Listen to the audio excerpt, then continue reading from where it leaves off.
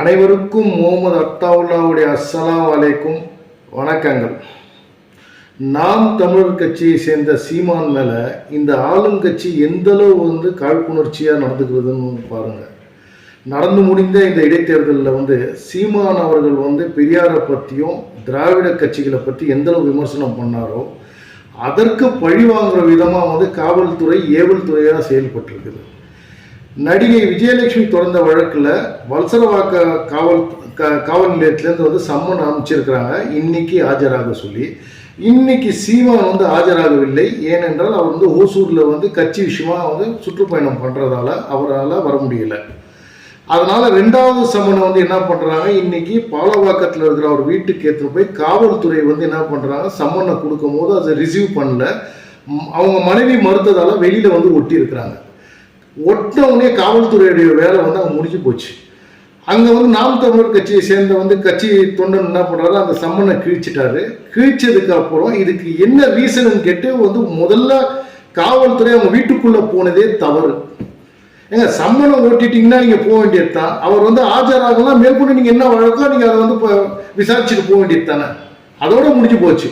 நீங்கள் பாருங்கள், இந்த சம்மனை ஒட்ட போது கிழிக்கும் போது கூட அவங்கள எக்ஸ் சர்வீஸ் மேன் ஒருத்தர் பக்கத்தில் அமைதியான முறையில் தான் நின்றுந்தார்.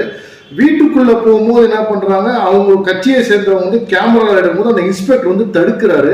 அதுக்கப்புறம் அங்கே பார்க்க போனால் கலர் ட்ரெஸ் போட்ட ஒரு காவல்துறை அந்த எக்ஸ் சர்வீஸ் மேனை என்ன பண்ணாருன்னு தெரியல, அவர் இழுத்துக்கிறாரு. அவர் தடுக்கிறாரு. தடுத்தவனே 2-3 பேர் சேர்ந்து என்ன பண்றாங்க, தருன்னு வெளியில வலிச்சுட்டு வந்துட்டாங்க. கேட்டா எக்ஸ் சர்வீஸ் மேன் காவல்துறை மேல தாக்குதல் நடத்திட்டாரா. திருப்பி என்ன சொல்றாங்க, அவர் வச்சிருந்த கன்னு கேட்டாங்க, அதனால காட்டலன்னு சொல்லிட்டு. பாருங்க, இந்த திமுக அரசாங்கம் இந்த காவல்துறையை எந்த அளவு ஏவல் துறையா வச்சிருக்கிறாங்கன்னு பாருங்க. இந்த மாதிரி ஒரு வெறுப்புத்தனத்தை காட்டலாமா? எங்க போயிடுச்சுங்க இந்த ஜனநாயகம்? சட்டம் எல்லாருக்கும் சமதானம் சொல்றாங்க. சமணம் வந்தவங்க கொடுத்து வாங்கலன்னா ஒட்டிட்டு போறதுதான் உங்க வேலை.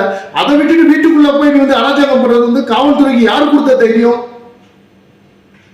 இப்ப எல்லா மீடியால பார்க்க போனா காவல்துறையை சீமான் கட்சியில வீட்டுல சேர்ந்த காவலாளி அடிச்சுட்டாங்கன்னா பிளாஷ் ஷாப் போடுறாங்க.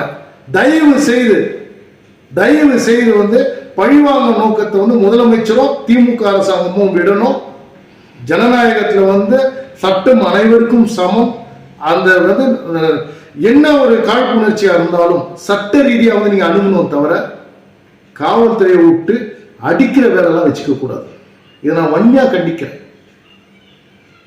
ஜெய்ஹிந்த்.